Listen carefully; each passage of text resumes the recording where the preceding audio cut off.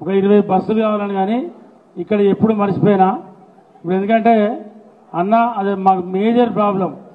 ఎందుకంటే పెద్దపల్లి పార్లమెంటు కేంద్రం, జిల్లా కేంద్రం, ఆర్డీఓ కేంద్రం, అసెంబ్లీ నియోజకవర్గ కేంద్రం, అటు మంతిని బస్ డిపో, ఇటు గోదావరిఖాన్ బస్ డిపో, ఇటు మీదికి పోతే కరీంనగర్ డిపో.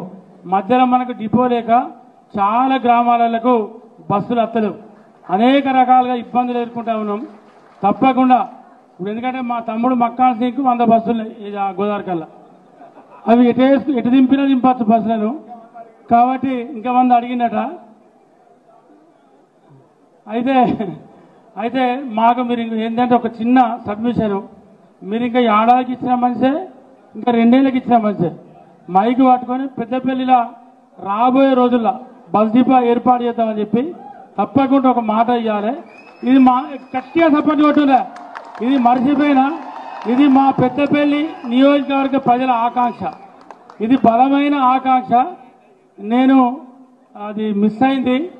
ఎందుకంటే సంతకం పెట్టేది శ్రీధర్ అన్నతోనైతే మేము ఇక్కడనే ఉంటుంది కాబట్టి ఏదో టైంలో రాత్రి పగలు చేయబట్టి మా సంతకం పెట్టిస్తా. కానీ మళ్ళా ఇంకొక మాట చెప్పుకున్నానా, ఎందుకంటే ఇది మాకు ఇది మీరు వచ్చినందుకు కూడా వాళ్ళకి సాటిస్ఫాక్షన్ ఉండదు. ఒక మాట మీరు బస్ డిపో ఏర్పాటు చేస్తామంటే విజయరమణారావు గారు గెలిచిన తర్వాత 3 తారీఖు గెలిచినాం డిసెంబర్, 7 తారీఖు నాడు మంత్రి అయిన 9 నాడు అసెంబ్లీలో ఒక గులాబ్ ఇచ్చి నాకు ఒక మాట ఇవ్వాలంటాడు. అప్పటికి ఆర్టీసీ మంత్రి అయినా నాకు పెద్దపల్లి బస్ డిపో కావాలని అడిగిండు. ఆనాడు పరిస్థితులల్లా ఆర్టీసీ నష్టాల్లో ఉంది. ఆర్టీసీ అనేక రకంగా 10 సంవత్సరాలు నిర్లక్ష్యమైంది, మీ అందరికీ తెలుసు. ఈ ప్రభుత్వం వచ్చిన తర్వాత 62 కోట్ల మంది మహిళలు ఉచితంగా ప్రయాణం చేస్తే దానికి సంబంధించిన 2100 కోట్లు ఈ రాష్ట్ర ప్రభుత్వం ఆర్టీసీకి ఇచ్చింది. ఇవాళ ఆర్టీసీలో గతంలో 20-30 మంది బస్సులు ఎక్కితే ఇవాళ 50, 60, 70 అన్ని సీట్ల కంటే ఎక్కువ బస్సు ఎక్కుతా ఉన్నారు. మహాలక్ష్మిల ఆశీర్వచనంతో ఆర్టీసీ ఆపరేషనల్ అంటే నడిపే దాంట్లో ఎటువంటి నష్టం రాకుండా ఇలా ఆర్టీసీ నడుస్తా ఉంది. ఇప్పుడు కొత్త డిపోల గురించి ఆలోచించే అవకాశం వచ్చింది.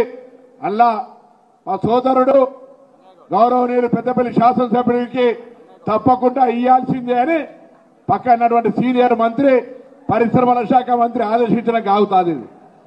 కాబట్టి శ్రీధర్ బాబు గారు చెప్పినట్టుగా ఈ పెద్దపల్లికి సంబంధించిన బస్ డిపో